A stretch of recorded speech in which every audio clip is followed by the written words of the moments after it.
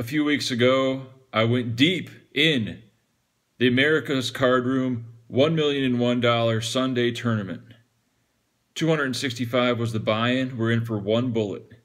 90 players remain, and this hand comes up. When we have ace-king suited in the big blind, facing a late position raise and a call, it's the most standard 3-bet you've ever imagined, so we put it in. The original raiser goes all in, and there's not really too much strategy to discuss. So enjoy the run out and a pot that would put us in top 5 chips with 90 people left, $180,000 for first. Let's win a flip.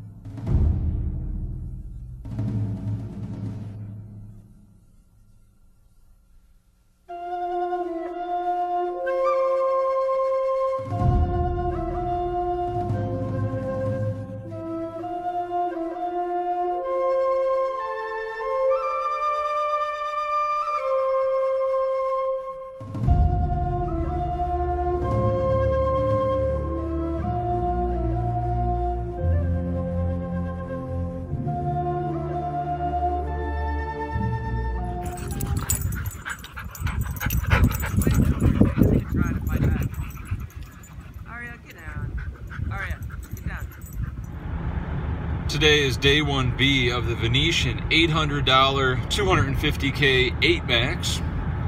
I do enjoy 8-max. A little more action, a little more leg room. Win-win for all involved. We're going to bag up around midnight tonight. Come back on Sunday and win all the chips. Bankroll challenge currently at $8,400. I did sell 40% of this event with a 10% mutual swap, all of which will count for the bankroll challenge, win or lose. The goal today is to stay emotionally stable, good, bad, or ugly. I've learned over time, if you get mad in a poker tournament, you're done. You're just done. When bad things happen, you get sucked out on, you get 3-bet relentlessly, you have to shake it off, smile, and move on to the next hand. Positive state of mind is paramount in live MTTs. It's easy to get tilted, easy to want to just punt off your chips, go home, go do something else. We're going to stay positive and make the best decision possible on every street.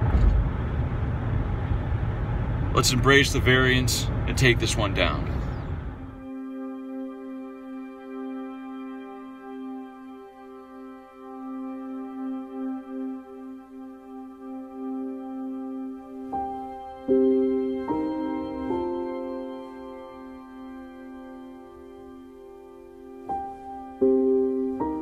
At this stage of the tourney, with blinds at 100, 200, we have 18,000 on the button with 10-6 offsuit.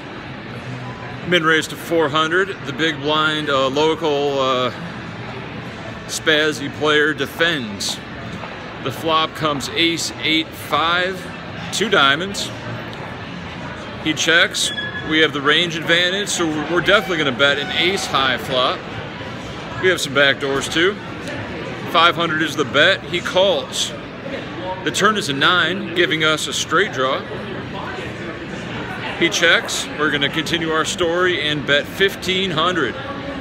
Price's poker is gone up. Let's see if he wants to continue with his, at best, weak ace. He calls. The river is a queen. Jack 10 gets there. He can't have that. We completely miss. We have the worst hand possible, so we bet 2,500. He snap calls, shows king 8, and we lose.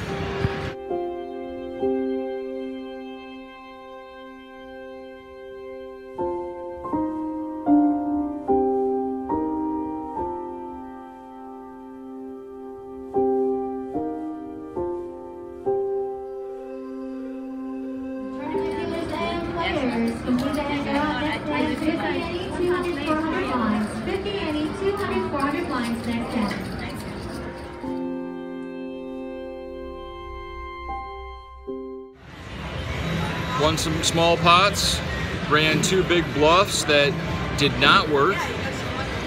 Puts us down to 5,000 chips at 200, 400. There's a limp and we look down at pocket 4s, so we're all in.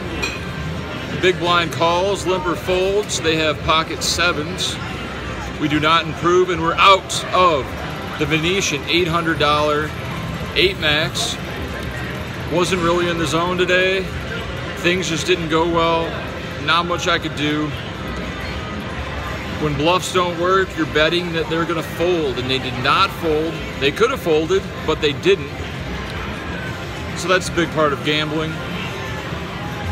I sold 40% at 1.2 for this event. We'll do the math and update the bankroll challenge.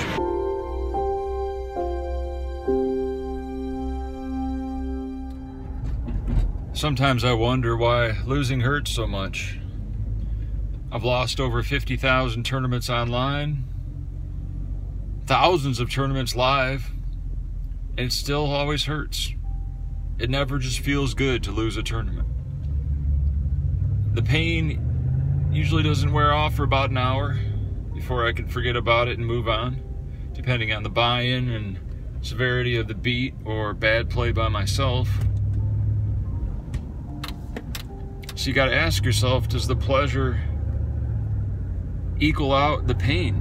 And in tournaments, unless the pleasure is 50 times the pain, I just don't see that ever being a good trade-off. Maybe people say, hey, you're lucky you don't have a 9-to-5 job. I feel pain going to work, coming home, traffic, dealing with bosses. True, but you always get paid pretty much regardless of your performance. There is no variance. I don't want to start a big debate upon, professional poker player versus a regular 9-to-5 type job, but man, let me tell you, some people can just handle the pain more than others. I wish I was numb to the pain, but that's just not the case. I've often said that if I ever get that big score, I'm just going to quit altogether because I know how much pain is involved with losing.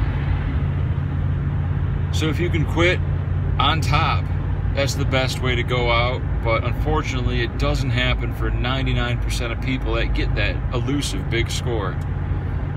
They're overconfident in their abilities. It tricks them into thinking that this could be a common occurrence.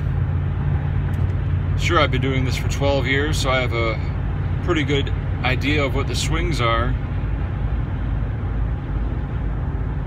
But in the long run, if you could gauge the pain, frustration, and tilt, for lack of a better word, that I feel every time I lose, compared to the joy I feel when I win, 2% of the time, I'm in cash feels better than a no cash, but in a way it doesn't, because that means you've sacrificed way more hours, played a lot more hands, put more effort into this min cash, only to fall short of the final table or fall short of the top 3 where all the money is in a multi-table tournament.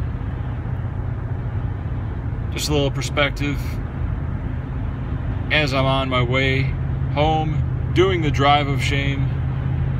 Some say it could always be worse. I mean, yeah, that's true, but you know, the grass is always greener, I guess. So I got to make the best of this opportunity. Try to ignore the pain, somehow not care about winning, so the losing won't hurt as much. But won't that just make me a loser?